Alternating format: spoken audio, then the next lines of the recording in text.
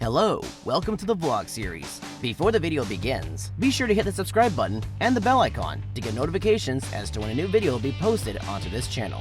Enjoy!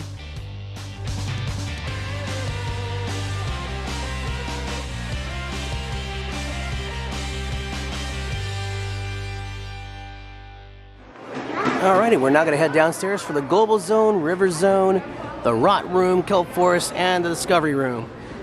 Our last stop will be down there, which is going to be the exit. And here we go. I think the Kelp Room is also where we kind of saw the tanks, the top portion of the tanks, so that's going to be kind of fun. I think the Discovery Room, too, is for the little ones, so we won't be visiting that. So here we go.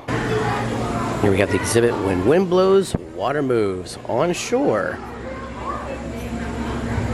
Onshore wind, it's pretty calm. How about offshore? Now we're gonna do both. Oh, I see the currents. That's cool. Look at all that kelp. Looks good. Oh yeah, and earlier I was talking about how when you get to the deep ocean, it gets really dark. Look, so that's the sunlight coming down, going down, going down. Oh, it's getting dark. Oh, it's getting dark, and no light. Got some fish in here. Ooh, some clams in there. And some barnacles. Whoa. Okay, that's cool. That is really cool. You know, another place I haven't been to in a long time? The Aquarium of the Pacific. We definitely need to go back there at some point. A family trip. Wow. Oh, we got a bunch of sea anemones in this one. Sea anemone. There we go. Whoa, there's a big one. We got different types of scalpers in here, like algae, some underwater plants.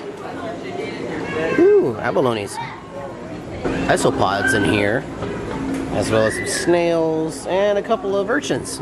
Now this could be used as a screensaver. Look at all of those jellyfish.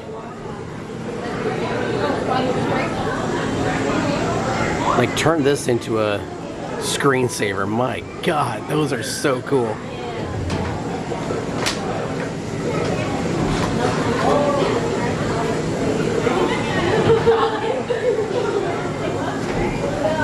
Wow, that is just incredible. Oh, look at the size of that lobster. That's a spiny lobster right there.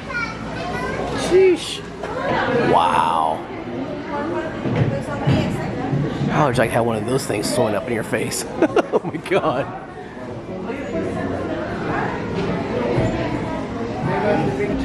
Oh, got a shark right here.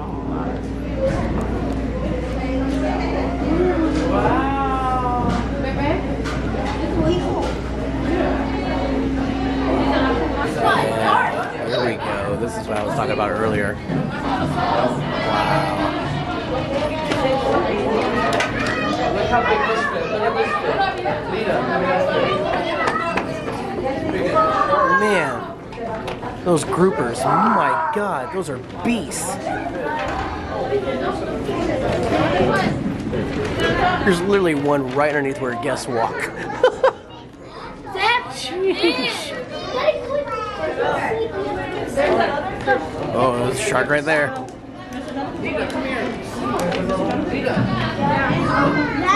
Ooh, we got some eels over here, 2 of them.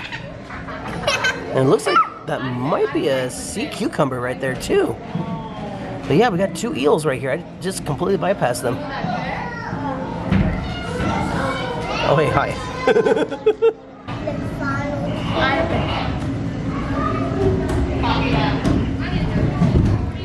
Whoa. Gonna head into the global zone now. There's the Earth. Our species has never lived in a world with carbon dioxide levels over this line until now. An uncertain future. Great Scott! There it is. There's the Earth. Infrared. And that is the sun. Look at that.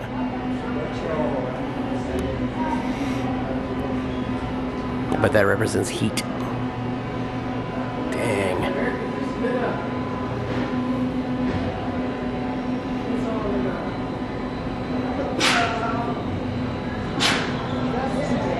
At first I thought this was tectonic plates because of the way they're shaped. But in reality it's more like the poles melting. You know what comes to mind? The future.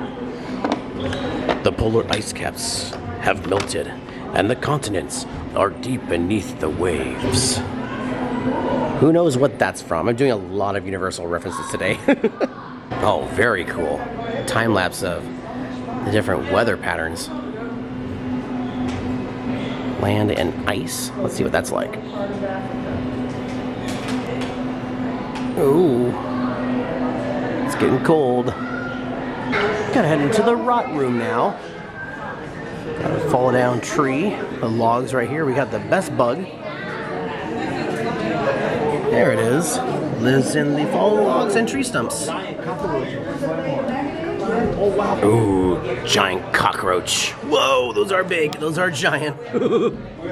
Jeez. You know, just to give this a size comparison, I'm gonna put my hand right there next to the cockroach. It's the size of my pinky. Like, that is big. Maybe a little bit more like my fourth finger there, my ring finger. But that is big. That is really, really big. And here we have the Dermestead beetles. Let's see if there's anything crawling in here. Oh yeah, I see some crawling in here.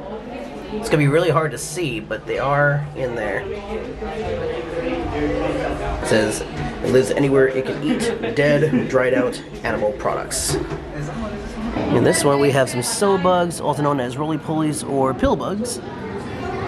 These you can find literally in your backyard, but there's a ton of them in this one. I'm gonna head into the river zone. Got some art from different students. Very nice. Got a river machine here. Oh, this actually might be a representation of like migration. Got different types of fish in there. That's cool. Lots of movement. Fish need to move because they always have somewhere to go. Mm-hmm. To find habitat, food. Oh yeah, in this one you can learn about erosion and create like your own rivers, and you just use the sand here. It definitely smells like chlorine in here. But yeah, you can create your own like little rivers. Like watch, I'll just do it like this. So you got the water running down this way. So I could literally just take my finger and just start making like little streams and riverbeds. So you see the river just starting to flow like this. And then later on, you can also move the dirt around like that. And then that causes the erosion. I'm gonna wash my hand with the water here. There we go. Oh yeah, smells like chlorine. This here is the Endeavor exhibit. We've been here before, but this has a lot of the Endeavor stuff that will probably be transferred over to when they open up the new Air and Space Museum. Yeah, here are those tires I was referring to. These are the ones you can touch. These tires flew into space on Endeavor's final flight. Notice the rubber worn from landing at NASA's Kennedy Space Center in Florida. So, that one right there. We're about to touch history, guys. Yeah. Hello, Endeavor. Those are big tires, and they're Michelin tires. Dare I say it? Space, sponsored by Michelin. And here is your space-age toilet. Now, as you know, in space, there's no gravity, so when you gotta go do number 1 or number 2, it's gonna be a bit of a chore and a bit messy, all that. There's their food in microgravity right there. That's cool.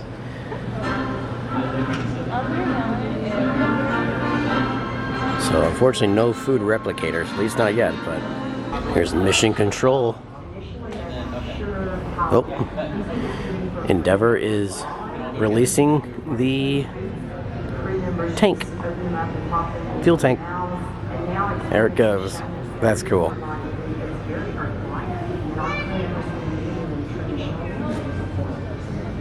Here's a section of the fuel tank right over here on this side. And if I'm not mistaken, this was a piece of the foam. Yeah. This foam came from the ET94 on display downstairs. Well, it's actually going to be, it's already been installed. It's no longer downstairs. It's going to be installed, well, it actually is installed on the Endeavor.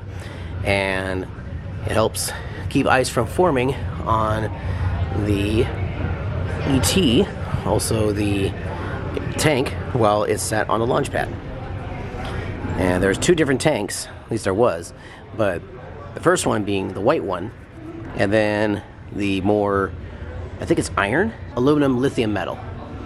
And what's interesting is that the reason why it used to be white was that when they used to paint it, well, later on, they figured that it was so much more weight to add on the paint, so they decided, you know what, let's just keep it as orange color. So that's why there's only a couple of times you see it as a white tank, and then the rest is orange, unpainted. It made it 595 pounds lighter, apparently. That's a lot of pounds for paint. Good grief. Marina Del Rey was picked up and then transferred all the way to the Science Center.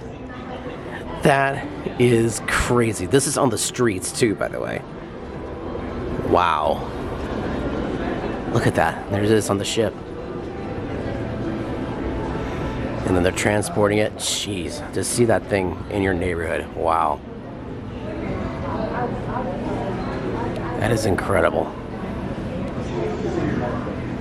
It looks like a giant hot dog.